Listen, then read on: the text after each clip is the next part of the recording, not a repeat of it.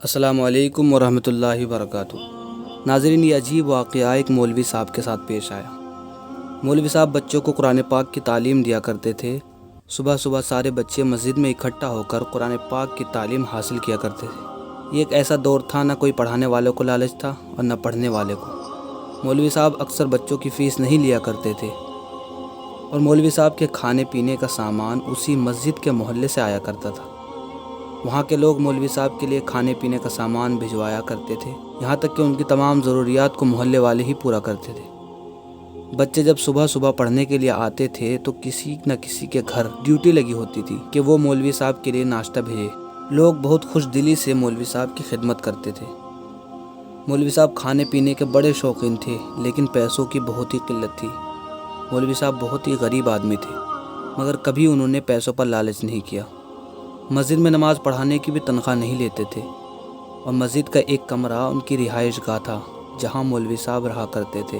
مولوی صاحب بہت خوش تھے اور محلے کے لوگ بھی انہیں اپنا بڑا بزرگ سمجھتے تھے۔ گرمیوں میں مولوی صاحب بچوں کو مسجد کے صحن میں بٹھا کر پڑھایا کرتے تھے۔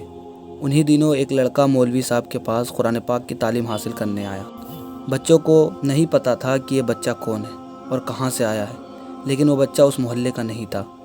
ایک دن کسی شخص نے پوچھا کہ یہ بچہ کون ہے تو مولوی صاحب نے کہا کہ ان کے کسی جاننے والے نے ان کے پاس بھیجا ہے تاکہ وہ قرآن پاک پڑھنا سیکھ جائے، اور وہ ایسی جگہ رہتا ہے کہ جہاں نہ آس پاس کوئی مسجد ہے اور اس کا گھر آبادی سے بہت دور ہے۔ وہ بچہ بہت خاموش مزاج کا تھا، ہمیشہ وہ اپنے سبق کو پڑھتے رہتا تھا۔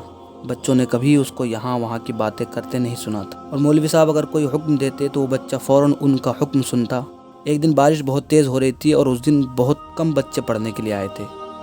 بچوں کی تعداد بہت کم تھی۔ وہ لڑکا بھی خاموشی سے سر جھکائے اپنا سبق یاد کر رہا تھا۔ مولوی صاحب جب خوش ہوتے ہیں تو اکثر بچوں سے اپنے دل کی بات کرنے لگتے۔ مولوی صاحب اس دن خوش تھے اور بچوں سے کہنے لگے کہ آج میرا دل چاہ رہا ہے کہ کشمیر کے سرخ لذیذ سیب کھاؤں۔ مولوی صاحب یہ کہہ کر خاموش ہو گئے اور کسی کام کے لیے مسجد کے اندر چلے گئے۔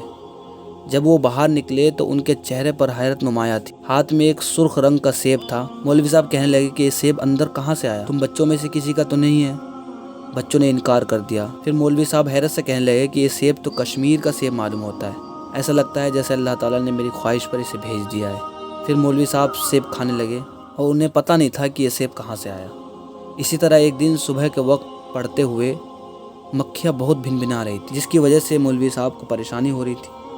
وہ کہنے لگے کہ اگر تیز ہوا چلتی تو یہ مکھیاں مجھ سے دور ہو جاتی۔ مولوی صاحب کا اتنا کہنا تھا کہ اچانک سے ایک ہوا کا تیز جھونکا آتا ہے اور وہ ساری مکھیاں دور ہو جاتی ہے۔ یہ دیکھ کر مولوی صاحب کہنے لگے کہ اچانک بھلا کیسے ہوا؟ ناظرین، جب سے وہ بچہ مولوی صاحب کے پاس پڑھنے کے لیے آیا تھا، اسی دن سے یہ عجیب واقعات پیش آنے لگے تھے۔ مسجد کے کونے میں ایک پتھر کی ٹنکی تھی اور اس کے ساتھ میں ایک کنواں تھا۔ جب اس ٹنکی کا پانی ختم ہو جاتا تو اس کنویں سے پانی اس ٹنکی میں بھر دیا جاتا تھا، اور اس ٹنکی میں پانی بھرنے کے لیے ہر بچے کی ڈیوٹی لگی تھی۔ ایک دن مولوی صاحب اسی بچے سے اس ٹنکی کو بھرنے کے لیے کہتے ہیں۔ جب وہ بچہ پانی بھرنے کے لیے جاتا ہے تو 5 منٹ کے اندر وہ پوری ٹنکی بھر کے آ جاتا ہے۔ جیسے ہی مولوی صاحب کو پتہ چلتا ہے تو وہ کہنے لگتے ہیں کہ تم نے پانی بھر دیا؟ وہ بچہ کہتا ہے ہاں۔ مولوی صاحب کہتے ہیں اتنی جلدی کیسے بھر دیا؟ تو وہ بچہ کہنے لگا کہ آپ پڑھانے میں مشغول تھے، اس لیے آپ کو وقت کا پتہ نہیں چلا۔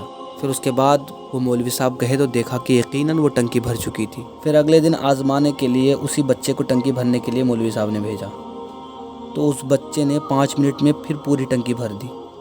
اب تو مولوی صاحب بھی حیران ہو گئے۔ پھر مولوی صاحب کو محسوس ہوا کہ اس بچے میں کچھ تو خاص بات ہے۔ پھر ایک دن جب وہ بچہ پڑھ کر چلا جاتا ہے تو اس محلے کے ایک حاجی صاحب جو کہ مولوی صاحب کے پاس آ کر بیٹھ جاتے ہیں۔ معلوم ہوتا ہے کہ مولوی صاحب نے ہی حاجی صاحب کو بلایا تھا۔ پھر مولوی صاحب کہنے لگے کہ حاجی صاحب، جب سے وہ بچہ آیا ہے مجھے تو سہولت سی ہو گئی ہے، ایسا لگتا ہے کہ جیسے اس کے پاس الادین کا چراغ ہے۔ یہ سن کر حاجی صاحب ہکا بکا رہ جاتے ہیں۔ ناظرین، وقت گزرتا رہا اور اس واقعے کو گزرے کئی سال ہو گئے۔ اس کے بعد اس بچے کا کچھ پتہ نہ چلا، نہ اس کو دیکھا گیا۔ پھر وہ مولوی صاحب بوڑھے اور بیمار ہو گئے۔ اب وہ مسجد میں نماز بھی نہیں پڑھایا کرتے تھے، اکثر وقت وہ اپنے حجرے میں ہی گزارا کرتے تھے۔ جو بچے پہلے مولوی صاحب کے پاس پڑھنے کے لیے آتے تھے وہ اکثر مولوی صاحب کے پاس ان کی خدمت کے لیے حاضر ہو جاتے تھے، اور مولوی صاحب ان بچوں کو قصے اور کہانیاں سنایا کرتے تھے۔ ایک دن مولوی صاحب بتانے لگے کہ کیا تمہیں وہ بچہ یاد ہے جو میرے پاس قرآن پاک پڑھنے کے لیے آیا تھا؟ تو بچوں نے کہا جی مولوی صاحب یاد ہے۔ پھر مولوی صاحب نے کہا کہ تم جانتے ہو وہ بچہ کون تھا؟ بچوں نے کہا نہیں۔ پھر مولوی صاحب نے کہا کہ وہ بچہ جنات میں سے تھا، یہ سن کر بچے حیران ہو گئے اور کہنے لگے کہ آپ کیا کہہ رہے ہیں؟ تو مولوی صاحب نے کہا ہاں بالکل وہ لڑکا جنات میں سے تھا۔ اس بات کا علم مجھے شروع میں نہیں تھا مگر بعد میں پتہ چل چکا تھا۔ ایک دن اسی لڑکے نے کہا تھا کہ مولوی صاحب ہمارے گھر میں ختم شریف ہے اور آپ کو ہمارے ساتھ ہمارے گھر چلنا ہوگا۔ پھر میں نے حامی بھر لی اور اسے شام کا وقت دے دیا۔ وہ بچہ مجھے شام کو لینے کے لیے آ گیا اور میں اس کے ساتھ چل پڑا۔ مجھے معلوم نہیں تھا کہ اس کا گھر کہاں ہے اور کدھر ہے۔ پھر ہم کافی دیر تک پیدل چلتے رہے اور ہم ایک ویران علاقے میں داخل ہو گئے۔ میں نے اس سے کہا مجھے کہاں لے کر جا رہے ہو؟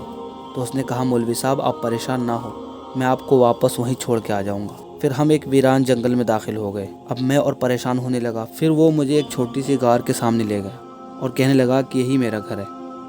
یہ سن کر میری حیرت کی انتہا نہ رہی۔ پھر میں اس کے کہنے پر اندر داخل ہو گیا اور خود پر قابو کرنے لگا۔ پھر میں اندر دیکھا تو اس غار کے اندر پہلے سے ہی کچھ لوگ موجود تھے۔ انہوں نے میرا اچھے سے استقبال کیا۔ پھر میں نے ختم پڑھایا اور کہنے لگا چلو مجھے واپس چھوڑاؤ۔ جب میں اٹھنے لگا تو ایک بوڑھا آدمی میری طرف بڑھا اور کہنے لگا کہ ہم بہت غریب آدمی ہیں، ہم آپ کی خدمت زیادہ نہیں کر سکتے۔ یہ کہہ کر اس بوڑھے آدمی نے ایک پوٹلی میری طرف بڑھا دی۔ میں نے جب کھولا تو اس میں کچھ کوئلے تھے۔ مجھے دیکھ کر بڑا غصہ آیا اور دل میں کہنے لگا کہ میں اتنی دور آیا اور ملا بھی کیا؟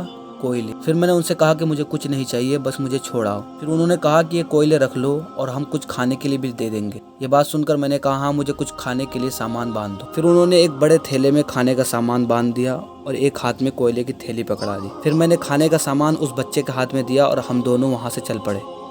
پھر جب ہم اسٹیشن کے قریب پہنچے تو اس لڑکے نے کہا کہ مولوی صاحب آپ کا بہت بہت شکریہ کہ آپ میرے کہنے پر میرے گھر تشریف لائے۔ پھر اس نے کہا کہ مولوی صاحب مجھے دعاؤں میں یاد رکھے۔ یہ کہہ کر وہ لڑکا وہاں سے واپس چلا گیا۔ پھر میں نے کھانے پینے کا سامان پکڑ لیا اور کوئلہ کو بیکار سمجھ کر پھینکنے لگا۔ میں کوئلہ پھینکتے ہی جا رہا تھا۔ گھر پہنچتے پہنچتے میرے پاس 2-4 کوئلے رہ گئے تھے۔ میں نے وہ کوئلہ چارپائی میں رکھ دیے اور سوچنے لگا خواہ اتنی تکلیف کی اور میں اتنی دور گیا۔ پھر میں نے کھانے کا سامان نکالا تو وہ سامان خراب ہو چکا تھا۔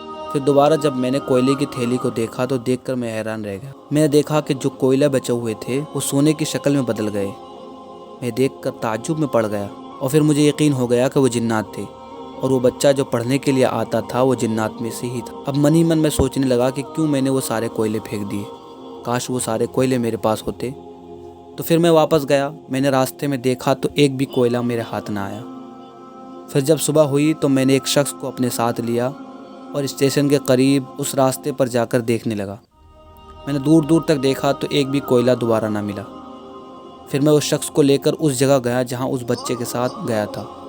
ہم دونوں اس غار کے پاس پہنچے تو وہ غار بھی نہیں تھی جہاں پر اس کا گھر تھا۔ ناظرین امید ہے آپ کو یہ واقعہ پسند آیا ہوگا۔ اگر پسند آئے تو لائک اور شیئر ضرور کریں اور ہمارے چینل کو سبسکرائب کرنا نہ بھولیں۔